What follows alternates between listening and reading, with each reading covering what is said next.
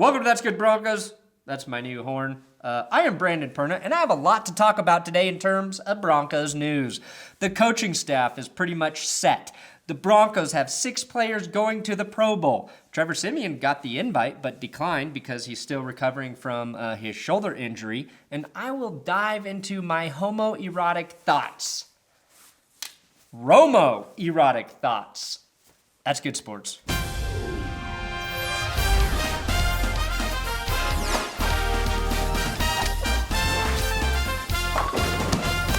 Okay, the saga it continues. I'm just getting really tired of Broncos fans and even Broncos blog writers jumping on every opportunity they get to shit on Trevor Siemian. We get it. A lot of you want to see Paxton Lynch play. That's fine. But Mike Kliss announced that Siemian received a Pro Bowl invite but had to pass because of his recent shoulder surgery. My first thought when I read this was, cool. Siemian was looked at as being better than about half of the quarterbacks in the AFC. Not too shabby. Now, I assumed most people would be happy about it as well. But I forgot most internet dwellers are trolls. And they all immediately just started shitting on Siemian and Mike Kliss. Let's read a few. Yes, Kliss's job is to suck the Broncos' dick by Real Angry Andy. Andy, do you know how hard it is to suck 53 dicks every week? At least show a little fucking respect for the work Kliss has to put in to get the news he gets, all right? Matt Johnson. It was a non-throwing shoulder, and it wasn't required. He chose to have the surgery. I didn't have to get my wisdom teeth removed. I chose to get them removed. I forgot, we're all doctors. I've even heard some people say Siemian's shoulder surgery was a PR move. What the fuck is wrong with everyone? An elective surgery means your doctor probably says something like, yeah, you can live with the fucked up shoulder, or we can go in and fix it so it doesn't hurt anymore. If surgery is a PR move, then everyone, please tweet that I am having elective penis reduction surgery next week, and I am donating my leftovers to starving dogs in animal shelters all over the country. Right before they're put down. Do I think Siemian had a Pro Bowl season? No. Does anyone think he did? No, we're not stupid. We all know, like pretty much every first-year starter, Siemian had a lot of ups and a lot of downs. And the only reason he was asked was because Tom Brady is playing in the Super Bowl, Derek Carr is hurt, Big Ben said no, and then a bunch of other quarterbacks said no. Now, just let me ask you this. Are you happy that Demaryius Thomas and Emmanuel Sanders are going to the Pro Bowl as alternates? Who threw the fucking ball to those two receivers? What was it, Siemian? Did any of those guys have a Pro Bowl season? No. Are we happy to see them play this weekend? Trick question. Nobody is happy about watching the Pro Bowl because it sucks. I get it. Peyton is gone. It's no longer easy for us to unconditionally believe in the Broncos quarterback. Peyton was a uniter until he got hurt and until he was forced to run an offense that didn't suit his strengths. But why? Why is there a need to discredit anything good Siemian did last season? The people who are the loudest about this are inviting the exact same bullshit to be flung at them when Paxton struggles.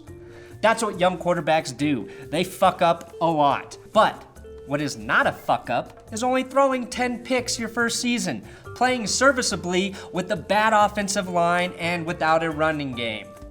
Someone on Twitter said, well, how long are we supposed to wait for him, meaning Siemian, to develop?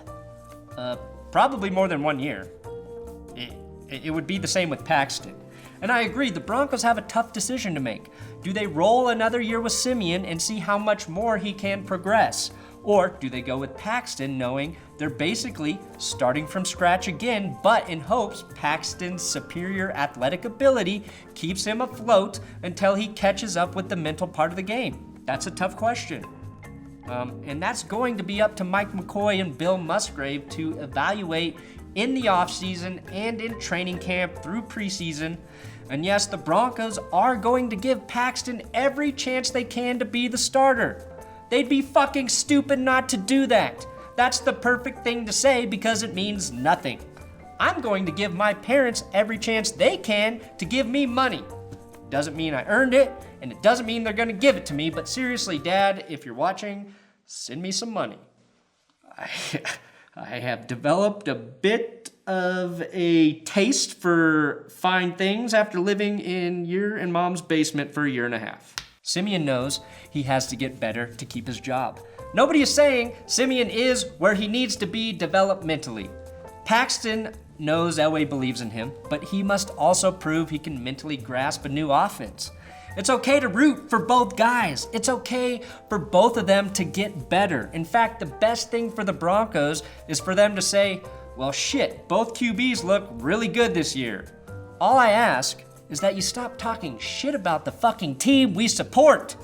Focus that energy towards the goddamn Patriots. Do you not know how to root for football teams? You unconditionally love your guys and you shit on everybody else. That's how it works. Moving on, this photo of John Elway, Tony Romo, and Glenn Stearns surfaced. Stearns in the middle does not matter, so let's just pretend that was me. Much better. Oh yeah, that is much better. Since I was there, I can confirm Elway said, "Hey Tony, if I bring you to Denver and get you a Super Bowl ring, will you promise to accidentally text me Jessica Simpson's number?" Next to myself and football, the two things I love the most are beautiful women and terrible music. Jessica is the full package. Tony then replied, and I saw this happen, "Check your phone, Johnny." Elway pulled out his phone and Jessica Simpson's number was already there. Tony Romo is like David fucking Blaine. He never even touched his phone, but sent Elway the text he lusted for. I'd love to see Romo in Denver. I'm not sure he can stay healthy, but he'd make the Broncos an immediate contender again. I'd also be fine if the Broncos landed Romo and used Siemian and or Paxton in a trade. Not for Romo, but for another piece, like a right tackle. Some people believe that Siemian has zero trade value. That's not true. I know a certain offensive coordinator now in Buffalo who might be willing to trade for him. And I know an impulsive owner in Dallas who would probably trade anything for the guy he really wanted in the draft. Here's the thing, if the offensive line doesn't improve significantly, Romo, Siemian, and Lynch are all fucked. Look how well Russell Wilson did with a terrible line this season. Okay, he still played pretty good because Russell Wilson's fucking terrific quarterback, but we can't give Siemian or Lynch a fair evaluation if they have shitty protection all year and no run game to force defenses to play honestly against them unless they're Russell Wilsons. Are they? Look at the two teams currently in the Super Bowl. What do both of those offenses have besides great quarterbacks? A very good offensive line and great running backs. The championship games, Steelers, Packers, tremendous offensive lines. It's not a fucking secret. That's what we should all be watching this offseason. Speaking of Super Bowl quarterbacks, Matt Ryan, take a look at his rookie numbers next to Trevor Siemian's. They are almost identical. It took Matt Ryan nearly 9 seasons to get to the Super Bowl. Does that mean Trevor Siemian's gonna be a Super Bowl quarterback? No. All it means for the last fucking time is you cannot fairly evaluate a quarterback after his first season of play.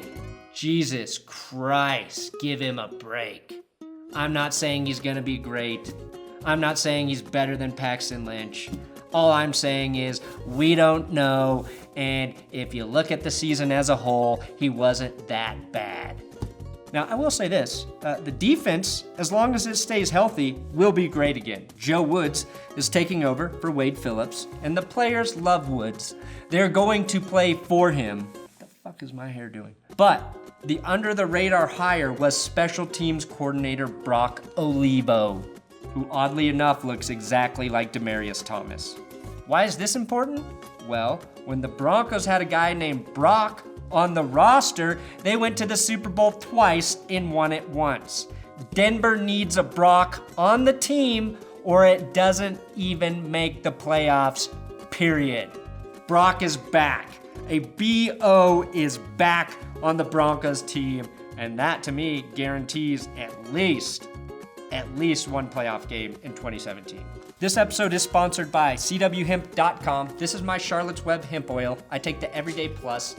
Use my promo code ThatsGood, all one word, for 10% off your order. And I wanted to take a little extra time to tell you another reason that I take this that I haven't talked about. My grandpa had Alzheimer's. My grandma currently suffers with dementia. I have a history of Alzheimer's in my family, and it fucking terrifies me because I've seen what it does to people. And there is evidence that this can help with it. Now, I'm gonna read you, this is patented by the US government. Patent number 6630507. I'm gonna read to you directly what it says on the patent. The cannabinoids are found to have particular application as neuroprotectants, for example, in limiting neurological damage following ischemic insults such as stroke and trauma, or in the treatment of neurodegenerative diseases such as Alzheimer's disease, Parkinson's disease, and HIV and dementia.